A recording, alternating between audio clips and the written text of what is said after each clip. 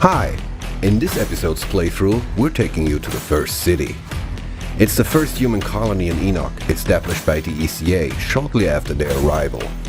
The huge structure in the background is actually one of the engines of the SM Flores, the massive spaceship you and the rest of humanity used to travel from Earth to Enoch. It was brought down to the surface of the planet to serve as a temporary power source for the colony. But when the first big anomaly storm hit the first city, the engine was damaged and at the risk of a meltdown. And after a few months of initial panic and chaos, that's exactly what happened. The engine's nuclear reactor exploded, blanketing many areas with heavy radiation. With the city having lost its main source of energy, and most of the water and food becoming unsafe to consume, many perished in the aftermath. After the anomaly storms, riots, and decades of war, both inner city and the slums surrounding it have long been abandoned by the authority and most of its inhabitants. This is hostile territory now, and many of them roam around, trying to scavenge for scraps while navigating through the pockets of radiation and monster nests. Our mission here is to find and obtain an old truck, which belongs to an important ECA scientist called Zahidi. Zahidi claims something on this truck holds invaluable information about the anomaly and the mysterious signal. For now, we only faced humanoid enemies on our path. But the first city will introduce us to a new threat, the Ps5. Like most of the monstrous creatures seen on Enoch, the Ps5 was a pre-existing species that rapidly evolved by the corruption of the anomaly. And it was one of the first hostile creatures that attacked the colony in its early years. One thing is certain though, their strength is in numbers. Even a battle-hardened Outriders often left with only one option when facing the swarm: run. Let's join our pyromancer Nova and see what she's up to on her mission to find Zahidi's truck.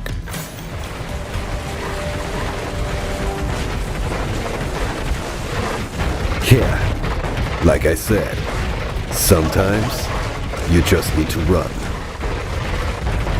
But not for long.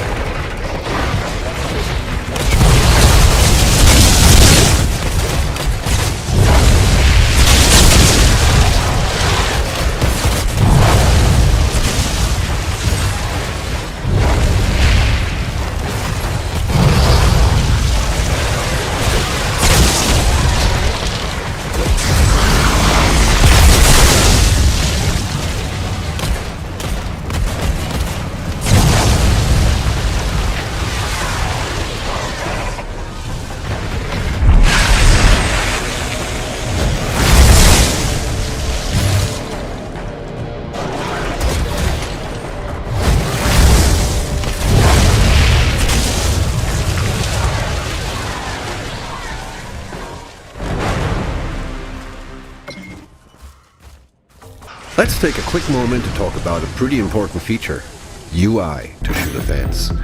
There's a lot of information that needs to be delivered, and players have various preferences in terms of the hierarchy of information. We're conscious that different people want different things from an RPG shooter. Some people like seeing everything, from damage, numbers, quest trackers to life bars and more, while others might want a more pure shooter experience. Everyone falls in different places on that spectrum. So we made sure to include options to customize your UI experience however you like. Now, she made good progress through the ruins of First City and is now heading towards a giant drawbridge.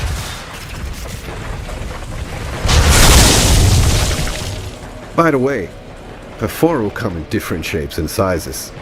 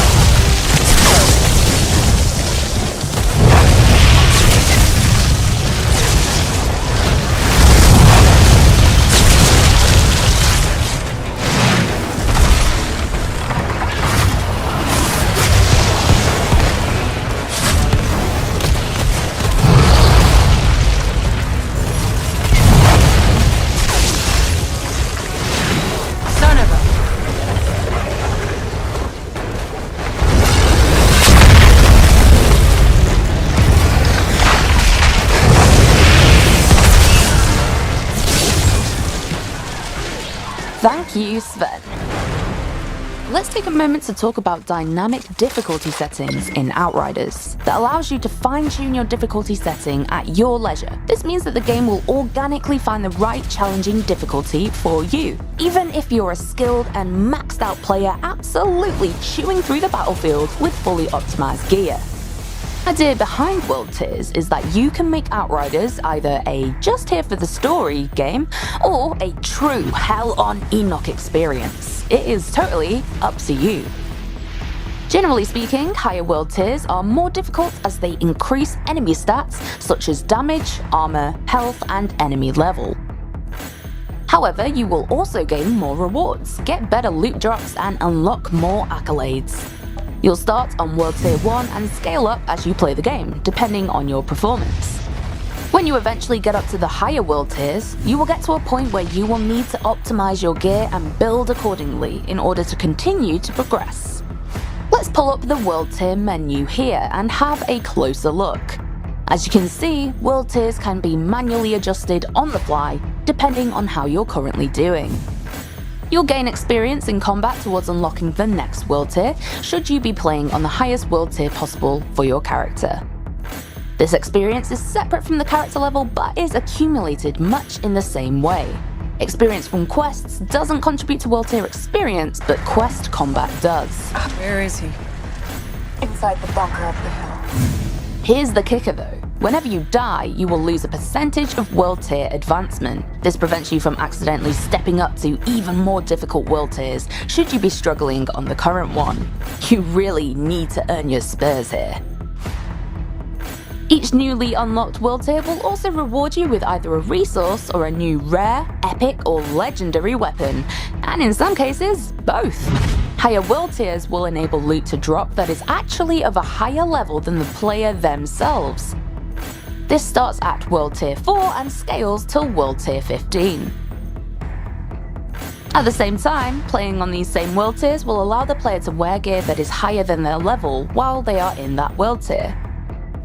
One final note on difficulty. The difficulty of the game and enemies will also be impacted by the amount of players in the game. This will ensure that the game remains challenging while playing in groups with friends, but it isn't punishing to the point of not being fun when playing solo. Nova likes her enemies tough, so yeah, bring it on. One of the things we've been super mindful of during development is how all that background and exposition is delivered. We know that one of the pains of this genre is having to work to consume story. We don't want our lore to be a chore or an obstacle to immersion. So we've ensured that everything is on the disc and in the game itself. While exploration and talking to NPCs will deliver additional context and background, bios, backstories and lore are unlocked as you play, and can then be pulled from the menu at any time. So, say for example you want to learn about the first city and the initial colonization of Enoch. You can check it out right here. The next section will be pretty tough, so ask my friend and community manager Robbie to tag along for a little co-op action. He's sporting a badass trickster in a complete legendary gear set. Now let's do some real damage. We have a truck to find.